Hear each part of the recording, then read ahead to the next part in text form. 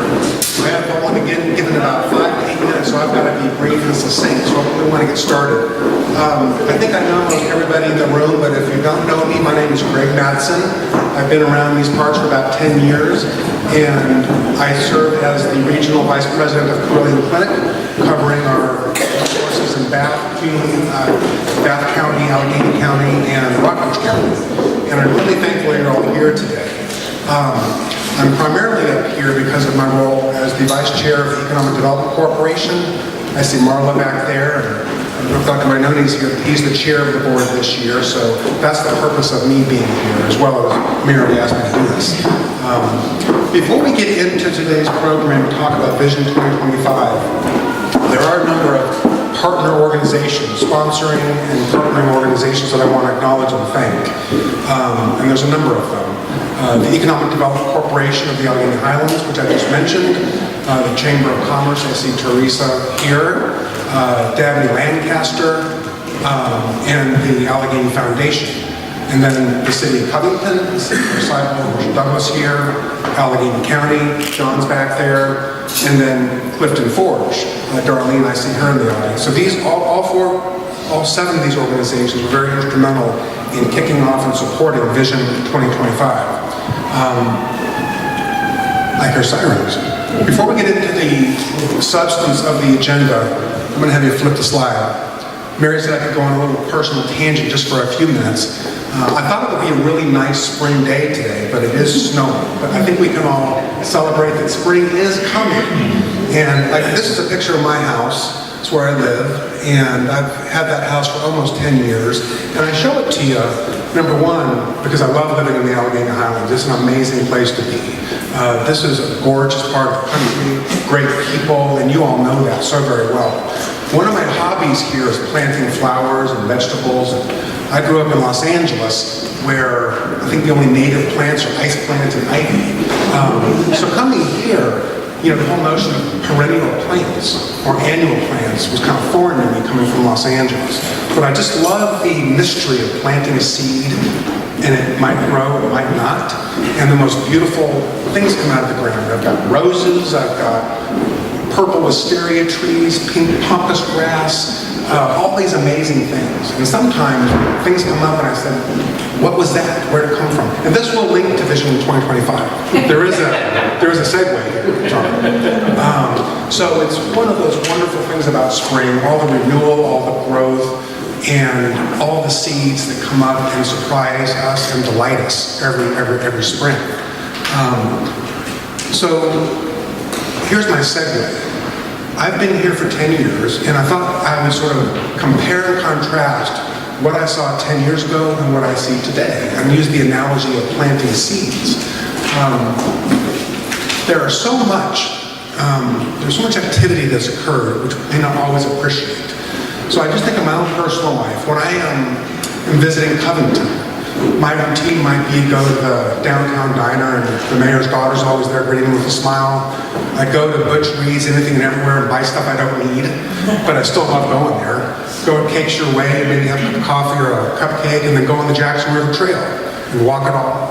All those things weren't here 10 years ago. When I go downtown Clifton, which I do often, I go to the tavern, I go to Michelle's, and this amazing place I come all the time to. None of it was like it was 10 years ago. This building was obviously here, but in different condition. So all these things are new. They're like seeds that have been planted, and they have grown, and they delight us. And there's more. This is not an all-inclusive list, but the drone zone, the biomass boiler, Lewis Gale Hospital's geropsych program. I see Donald Hayes over there representing that hospital. What a wonderful program that is. Bulkhead, the School of the Arts, the Red Lantern, Hillcrest Bed and Breakfast. And then, if it's speaking about healthcare, my industry, we now have Carilion Clinic in this community, and we have Bath Community Hospital in Covington. So we have 3 healthcare organizations serving the needs of the Allegheny Highlands. So my analogy is that, we have planted many seeds, and they are growing. Not all of them grow, some fade away, but I think there's more good than bad.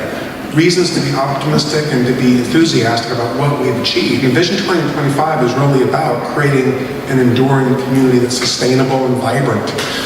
So my job is to kind of lift you up and inspire you. John may burst my bubble a little bit when he speaks later, because he's got some statistics to share.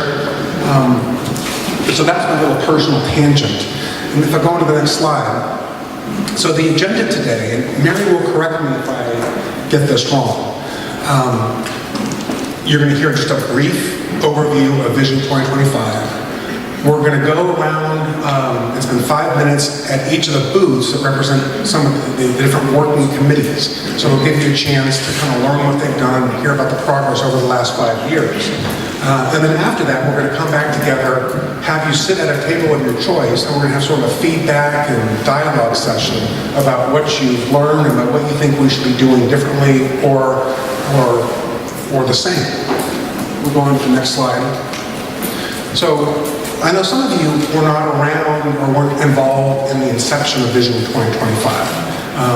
And I was the chamber president back in 2012, and I was very involved at that time before I left to go to Fredericksburg for a brief stint and came back. But Vision 2025 was sort of born in 2012. And if you remember, that was the time we were discussing things like Covington and Allegheny consolidation, school closures, all those things. A lot of consternation in the community, a lot of worry, a lot of doubt about the economy. Some of that's still here, but that was sort of the impetus for Vision 2025. So then you fast forward to 2013, we brought in John Rhodes, and you'll hear from him later today, to kind of create the concept and framework for Vision 2025, and there were feedback sessions and committees formed, and we're now 5 years into this process. And I'll go to the next slide. So I'm not going to read these slides to you, but the vision for Vision 2025 is really to make our community sustainable, to grow, to thrive. You all know that, so I'm not going to dwell on it. I'll go to the next slide. And achieving it, I'm not going to read these bullet points either, but it really requires just a lot of work. When you think about all the assets we have a great Chamber of Commerce, we've got an Economic Development Corporation, we have great business partners, we have great government leaders. It's going to require all of us to come together, continue this work, and make it all happen. It's not an easy journey. And when I mentioned I went to Fredericksburg for a couple of years, that's one of the fastest growing, if not the fastest growing areas in the state. And it's kind of interesting to compare and contrast. I think there is a tipping point when you become sort of on autopilot where things just keep growing and growing and growing. And we're very different than Fredericksburg, but I think we have the raw ingredients to continue to build and plant these seeds that I mentioned and grow and develop over time. So a lot of hard work on behalf of a lot of organizations.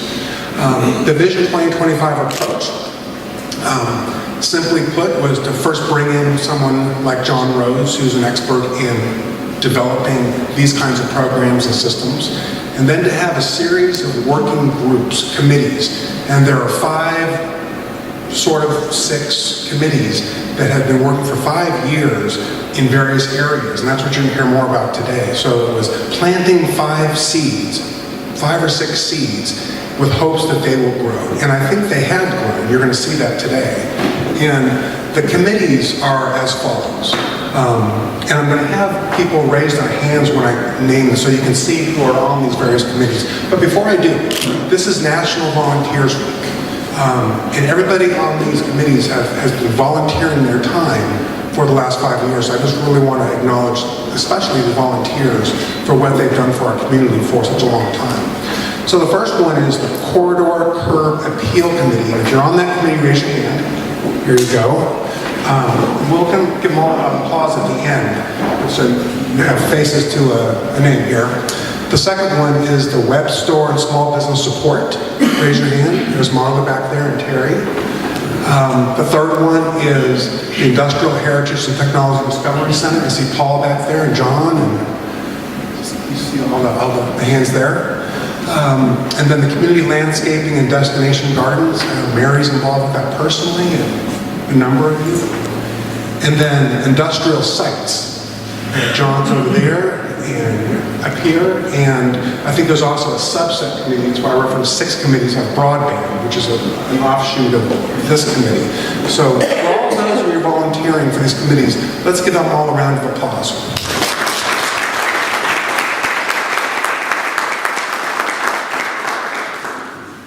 So Mary, did I miss anything? Did a great job. So now, what's that? Cut them loose. So what you're going to do is, each of these committees has a booth. So we're going to send you to each of these booths. Mary will ring a bell. You want to try it? So when the bell rings, you switch to the other one and get to all 5 of them. I think we have 5 minutes per booth. Then we're going to come back together, and John and Mary are going to facilitate some dialogue so we can hear from you about your impression of these various working groups. So let's go to it.